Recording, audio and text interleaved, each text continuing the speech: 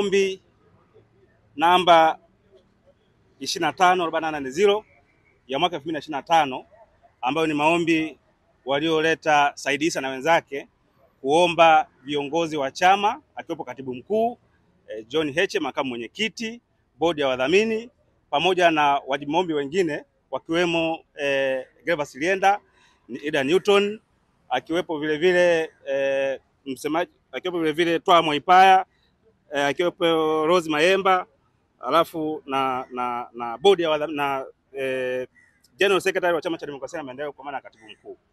Maombi haya yanaitwa maombi ya contempt of court, kwa maana wamedharau amri ya mahakama. Itakumbuka mara ya mwisho tulikuja kuleta briefing hapa au kuleta taarifa kwamba maombi leo yalikuwa yanakuja kwa ajili ya kusikilizwa.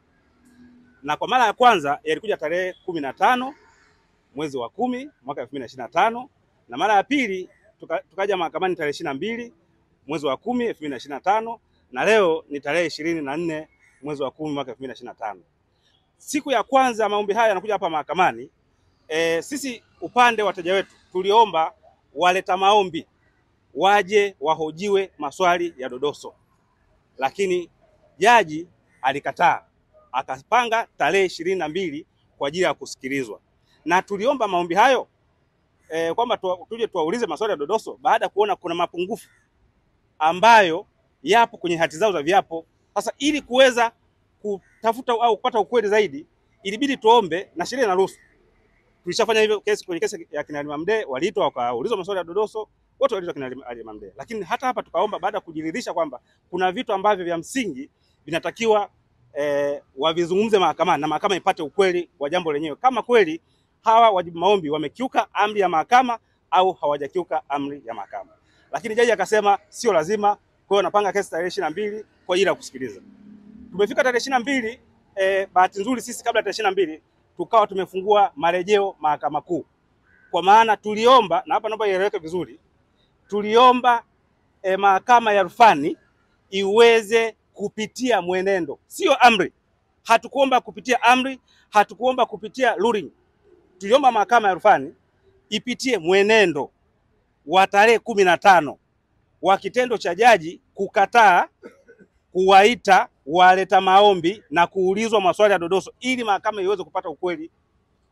Na baada ya kupeleka hayo maombi mahakama ya rufani, tarehe 22 tukaja tukatoa taarifa kwamba mheshimiwa jaji, tumepeleka maombi mahakama ya rufani, kwa maana notice of motion, na tumeomba mahakama ya rufani ipitie mwenendo wa tarehe 15 mwezi wa 10 2025 kama ni halali au kama sio halali mahakama itatamka, mahakama ya rufani. Tulivyo taarifu mahakama, jaji akasema tuweze kuingiza kwenye mfumo kabla tarehe ya leo, na kwa bahati nzuri tarehe 20 tukaingiza hayo maombi ili mahakama iangalie au jaji ajiridhishe kwamba kweli hayo maombi yapo au hayapo.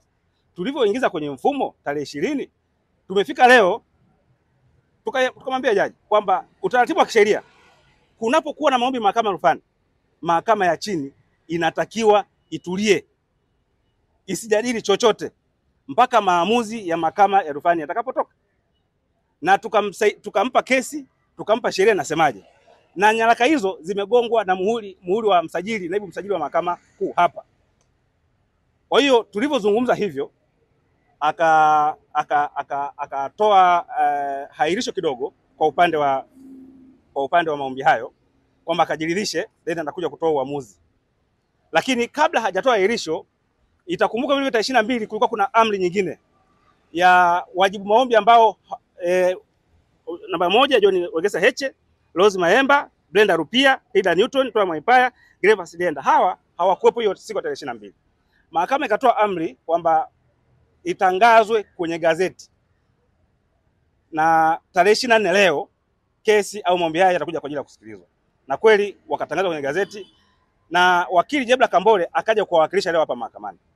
Akaomba apewe siku 14 kwa ajili ya kuweza kufaili majibu au counter affidavit, hati kiapo cha hati kinzani, ili kesi iendelee. Sasa kulikuwa kuna maombi mawili hapa, maombi ya Jebla Kambole wakili ili kuweza kujibu maombi haya ya waleta maombi, lakini kulikuwa kuna ombi la kusitisha kesi hii au maombi yasiendelee mpaka uamuzi wa mahakama ya rufani. Jaji akaenda kujifungia ofisini kwake, akaahirisha kesi kutoka saa 5, akasema saa 8 nitakuja kutoa uamuzi. Imefika saa 8, akatoa amri zifuatazo. Amri ya kwanza, akasema kesi imefunguliwa kwa hati ya dharura. Kwa hiyo kwa kuwa imefunguliwa kwa hati ya dharura, anampa Jebla Kambole na wateja wake mpaka siku ya Jumatatu, kwa maana leo ni Ijumaa, Jumamosi, Jumapili, au amesha faili viapo vya wateja wake, kwa maana viapo kinzani vya wateja wake. Then akasema kesi itakuja tarehe 28 kwa ajili ya kuendelea kusikiliza. Lakini kuhusu jambo la maombi ya mahakama ya rufani, jaji amesema kwamba sisi mawakili tunafanya deal darling za kuchelewesha kesi, jambo ambalo ni tuma nzito na sio kweli. Sisi tuliomba wateja waleta maombi waje kuhojiwa mahakamani, hajanukuu sehemu yoyote, hajarekodi sehemu yoyote hayo maombi, na ndio maana tukaamua kuomba marejeo mahakama ya rufani. Lakini jaji hana mamlaka kisheria, na hii ifahamike, jaji hana mamlaka kisheria pale ambapo kuna maombi mahakama ya rufani kuzungumza chochote juu ya chochote kwenye kesi yoyote, so long as kesi iko mahakama ya rufani. Ukijiridhisha kwamba kesi iko mahakama ya rufani, hata kama ni mapitio ya muda, hata kama anaposema yeye kwamba ni interrogatory, kwamba ni amri za muda, wa kuamua kwamba hizi ni amri za muda au sio za muda, sio mahakama kuu, ni mahakama ya rufani. Sasa yeye anasema mawakili tulikuwa tumefanya deal darling, kwamba kuna conduct ambazo tumeonyesha za kuchelewesha kesi. Kwa kweli ni jambo la kusikitisha, na tutakaa na wateja wetu, tutashauriana nini cha kufanya. Lakini kimsingi kunapokuwa na notice of appeal, kunapokuwa na maombi yote mahakama ya rufani, mahakama ya chini ina jukumu la kusitisha kitu chochote. Hatakiwi kuendelea nacho mpaka mahakama ya rufani itakapotoa uamuzi wake. Na haya hata maombi haya au majibu haya au uamuzi aliotoa leo nao unawalakini, lakini hatuachoka kudai haki.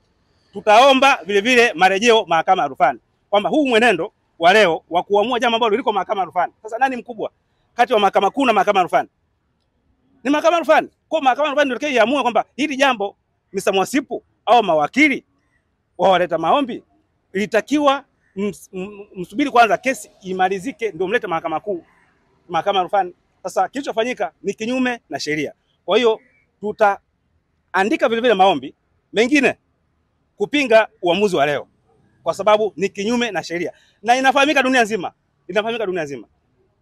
Kwa hiyo hayo ndio yaliyojiri leo hapa mahakamani.